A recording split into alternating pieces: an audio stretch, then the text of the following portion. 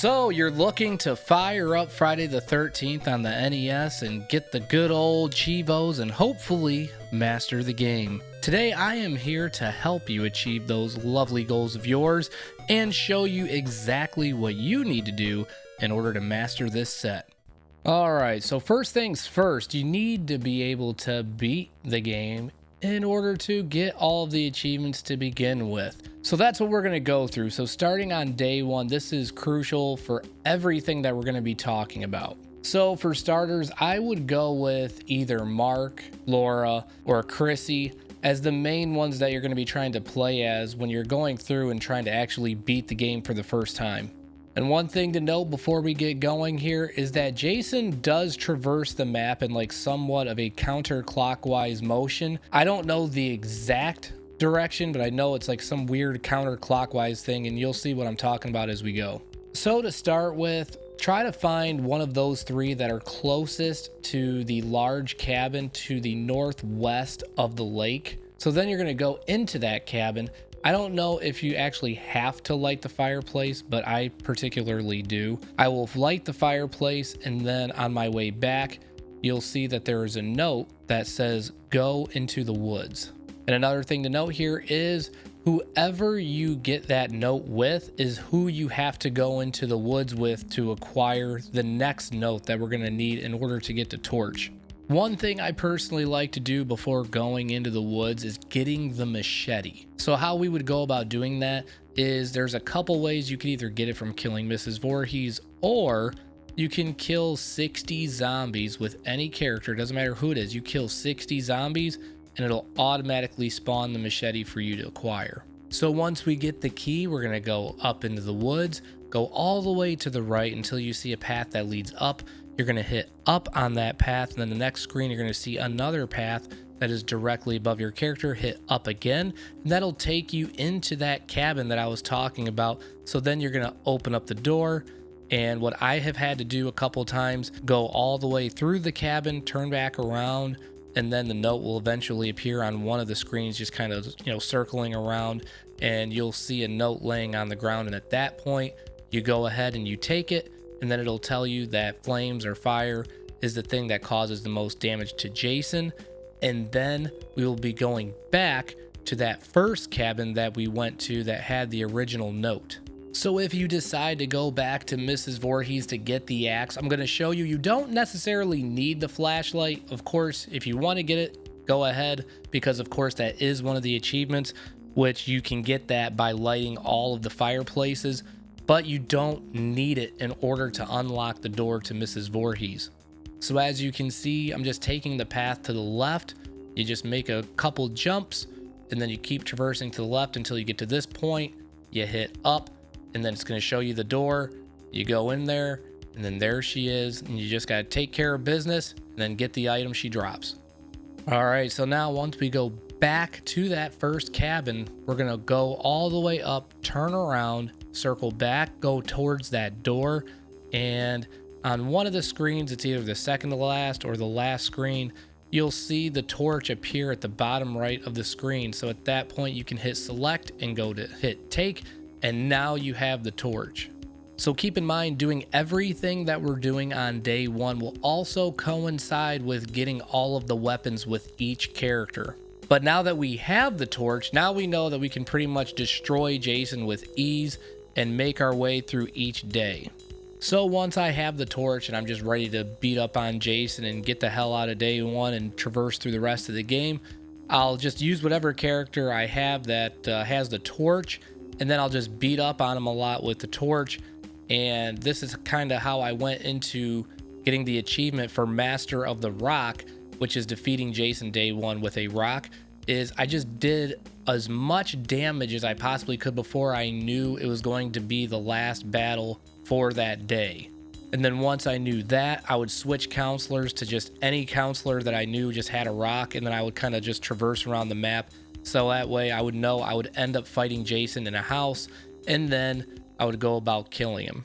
And speaking of killing him, we have to know the patterns that Jason does in order to be able to master this, especially once you hit day 3, because that's when he's just kind of in spaz mode and going 100 miles an hour. So the first thing is when he's coming from the left and going towards you, he'll typically do a double strike only from that route on day one. He doesn't typically do a double strike from what I have seen coming from the right. It's always been a single strike. But if you ever see him go up kind of short steps to the left and then comes down to try to attack you again, more often than not, it's always been a double strike. So once you pick up on those patterns, you'll realize he's not too hard to kill, especially on day one. He's moving very, very sluggish in comparison to what you'll see on day two, and then really see how he goes on day three. So now we're on to day number 2, and you're just going to keep picking up where we left off, and you're going to go with whichever character it was that you decided to just pump up with all of the potions and the one that has the torch.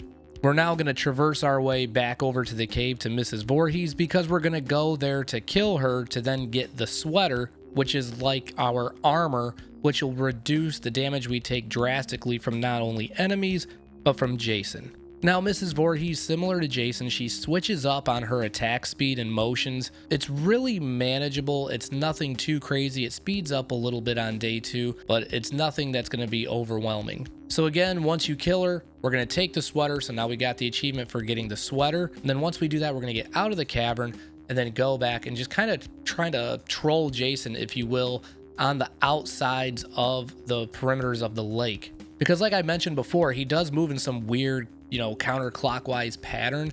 So you, based off of wherever he was last at, so you'll see on the map, whichever cabin which was flashing rather, whatever counselor it was that he tried to attack, he's gonna go in a counterclockwise position, and he could possibly go to the kids. So what I typically try to do is I'll go back up and I'll go to that path that is to the left side of the lake and kind of stand there for a bit and kind of time it out, kind of walking back and forth, because more often than not, at least in my experience for what I was doing it seems like he'll end up spawning in right there. So then you can just beat the crap out of him on the outside, hit him 7 times with the torch, and then he'll run away. But typically as soon as he runs away, you'll see the alarm go off that he's going to attack the kids. So then you go back and you go, find him at the kids, and then you gotta try fighting him again. And as you can see, Jason kind of has this new pattern where he'll kind of like shoot around a little bit faster than what he did on day 1. And that is what he'll do every single time on day 3. He won't go back and forth from slow moving to fast moving.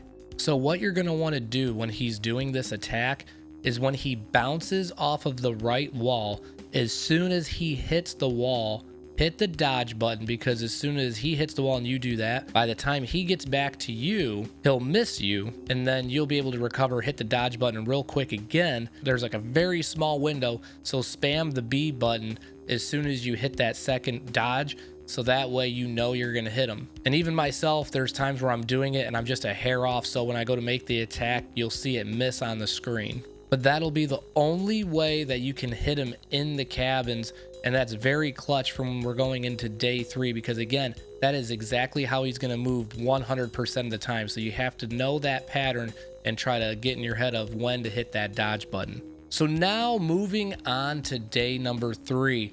So you have 2 choices here. So if we're just choosing to beat the game, you don't necessarily have to kill Mrs. Voorhees on day 3. However, if you're trying to go and do the thing of getting all weapons with whatever character you're using, we would then go to kill Mrs. Voorhees first. And then once you do that, you'll see that she drops the pitchfork. So either way, no pun intended here, the torch lights up Jason from a damage standpoint, but the pitchfork is really good as well, especially when we're fighting him on the outside. Now, going back to what I was saying about his movement patterns in the cabins on day 3, if you can figure out a way to kind of troll Jason and follow him, I would suggest just following him with whoever you have with the potions and the sweater, and just try to follow him on the map and beat him up on the outside to finish him off and then beat the game. But if you can't, be sure to pay attention to that pattern of as soon as he hits that right side of the wall, hit the dodge button, hit it again as soon as he goes to attack, and then hit the B button. So that is how we're going to go about beating Friday the 13th, which is the easiest thing about all of this. The harder things, in my opinion, is beating the game without the kids or counselors dying. It can be a little tricky, but if you use the exact things that I was talking about on day 1, That's exactly how I went about traversing it, and it made my life so much more easy and more manageable without having to worry about either the counselors or the children getting killed by Jason. But that is all we have for today's video, guys. This is what you need to do in order to master this set. If for whatever reason there is a question you have that I did not answer here today, please feel free to post it up in the comments and I will get with you as soon as possible. Thanks again for watching, everybody, and I'll see you in the next video.